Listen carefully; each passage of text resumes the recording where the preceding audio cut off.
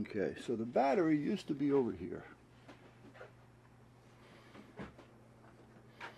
Up in here, behind this wasn't here. This was all one plate. That's metal.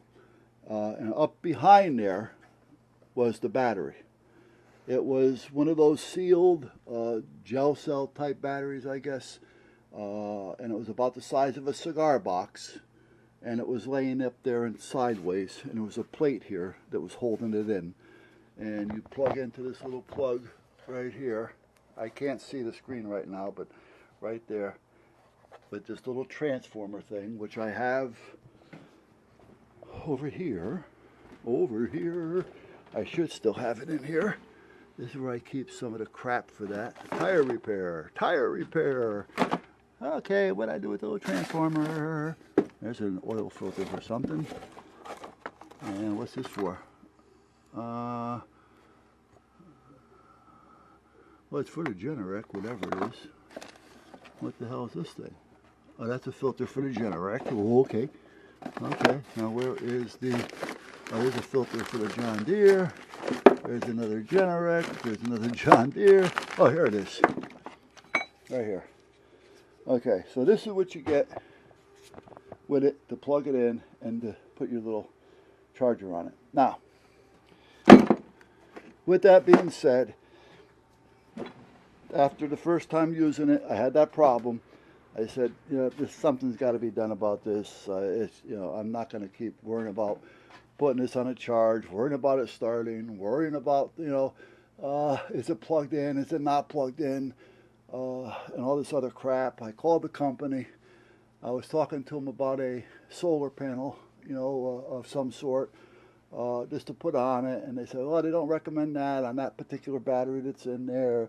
Blah, blah, blah. Well, why do you want to do that? Anyway, got nowheres with them. I'm not knocking the unit, all right, by no means. So I decided with that to take the battery out of there, which I did. And I also took the advantage of it and made a little drawer, which I'm going to have to make a new one because I made this one out of a real thin plywood.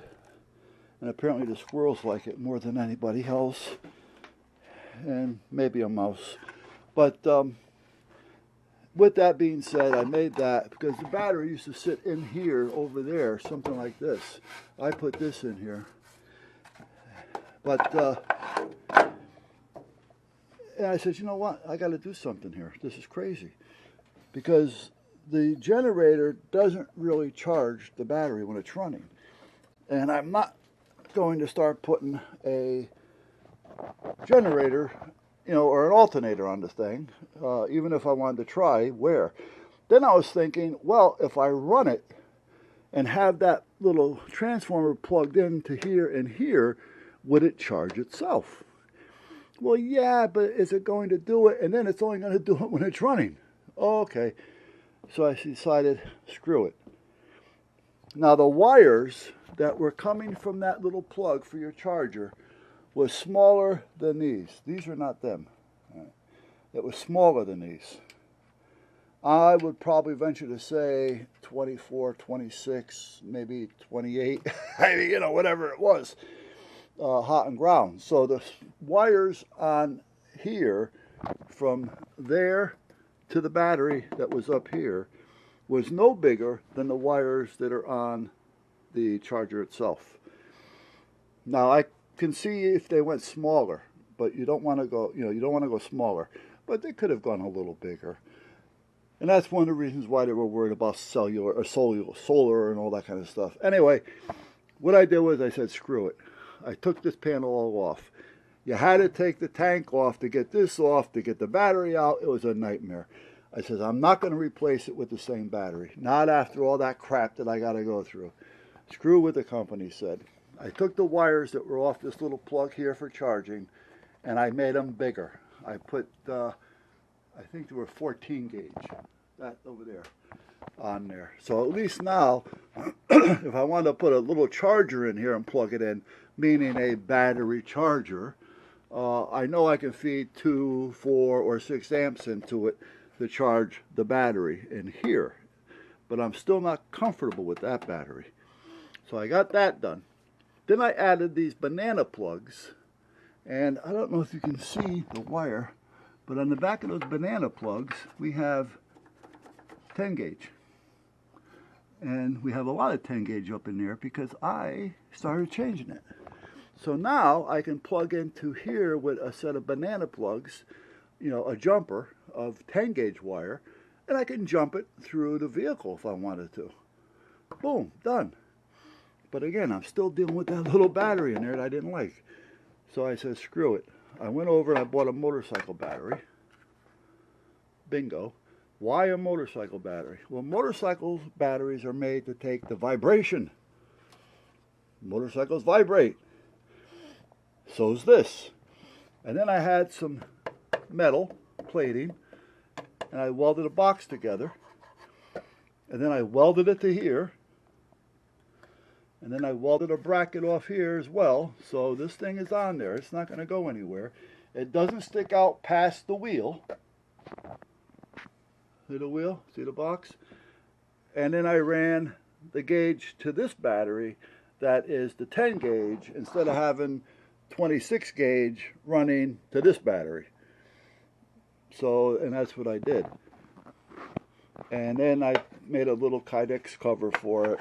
And usually I have a bungee cord going over it, but over time that broke loose. And then there's this padding, which is a one of those exercise pads for like aerobics or something, so you don't slide on the floor. And I cut that and brought it up and around and under, and I put that down over there and that there. And now what happens is I have a solar panel. What did I do with it? I'll show it to you in a minute. And I keep that up there, or in this case, this used to be on a little shed out there that looked like a little doghouse. I made it out of wood just to get through the year with it, and then I never changed it after that. But I had this solar panel. It's a 35 watt solar panel, and I put the banana plugs on it, hot and ground, so they plug into those two pieces that I have there. It's got the regulator. I mounted it right to the back. So that doesn't mean that it's not going to overcharge. That's what that means. Not that it doesn't mean. It won't overcharge, and it will maintain a charge. And I had that on top of the little shed roof, and I never had to worry about it after that. I didn't have to worry about plugging in the little charger. I didn't have to worry about the batteries going bad. I didn't have to worry about if this one didn't work, I can just jump start it like I would right off the car, or off my other generator, or whatever, because the other generator does AC and DC. And you know what? I think that was around 2007, maybe 2008, and I haven't had a problem with it since. Now, let's knock on wood someplace. But again, I've used it, and now it's time to kind of see if it needs something, and that's what I want to do now. I want to kind of go through it just to see. I want to put a filter on the gas line because there's no filter on the gas line. The only filter we have is the one that's in the fill. So I'm not crazy about that. I want to have the ability of changing that filter if I want. And the oil change is easy. If the oil's warm, it's real easy. All you got to do is loosen this up, and take it off, and then make sure you have something under it, and it'll drain right out the bottom for you. And then when you're done, you put it back on, and then you just go over to this side, take that off, and fill it up until it starts dripping off. Basically you fill it up so that when you stick your pinky in there, you feel the oil. Now, if you've got small fingers, don't be sticking them in all the way, because then you're going to be under-oiled. But you want it real close to where you can at least see it, because there's nothing on the dipstick to tell me what's going on or what's not going on. See what I mean? It's got little rust starting to build up here and there. I want to clean all this stuff up and get it taken care of, because again, I think this year is going to be a miserable year. So I want to make sure. The label came off of this one day when I was power washing it. I don't really know if I want to make another label for it or not. This valve, gas valve, is not the valve that came with it. The one that came with it was a plastic on-off, and eventually it started to leak, and then with the cold weather, plastic, it broke. So I said, screw it, and I put that valve on there, because I've got a few of those around here someplace. Maybe I can show you. Why do I have these boxes up there? I probably didn't have a place to throw them at the time. I gotta get this down anyway, because I gotta get some filters, or a filter. This was one of the valves that were on there. And like I say, this thing just broke off and forget about it. Now I do have these little filters, but they need a canister to go in, as well as these filters. They also need a canister. I don't have a canister. I got a bunch of primer balls, by the way, finally. This is what was wrong with the weed whacker. This is the kind. This is what was on there. Right here. So if I was able to find a little canister and put the other filters on there, I would. But for now, I'm just going to try to get this on there. I have hoses, I have clamps, I have everything I need to do it with. So the thing is, do I have room? If not, I can try to put this one on. Now these are new, believe it or not. It's just that they've been kicking around, and I move things around. They get shuffled around. You know, I had them in with a box of screws one day. You know, so whatever. But we'll see. Did I hear somebody? Oh, okay. Okay, so I'm thinking about moving this thing over here more so it'll be easier to get around it. I mean, as a rule, it moves easy, but there's a lot of crap on the floor. All right, anyway, as I was saying, the wife just brought me out some leftover pasta fazool. It's always the best way. All right, I was talking about moving this over, but with all the shit on the floor, I don't know if it's going to roll very easy or not. Well, you know what? The only way we're going to know is to try it, because it'll make it a lot easier for me. Oh, and I see a drip. You see that right there? So it was time for me to bring it in here and do something with it.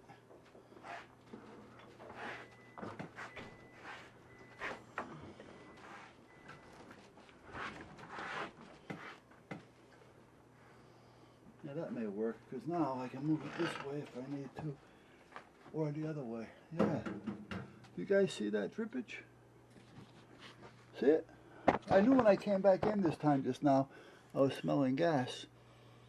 And that's gas. That is. Now see, here's the hard part.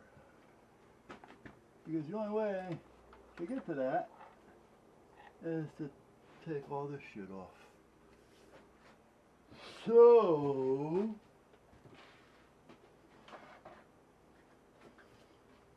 let's see if I have a connector so I don't have to get the T-bars.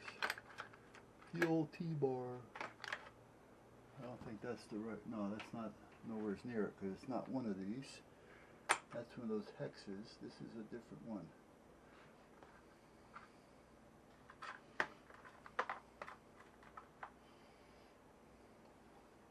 There we go.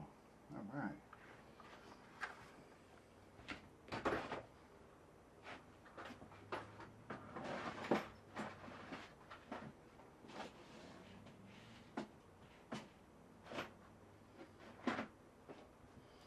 Let me get a screwdriver. An electric one.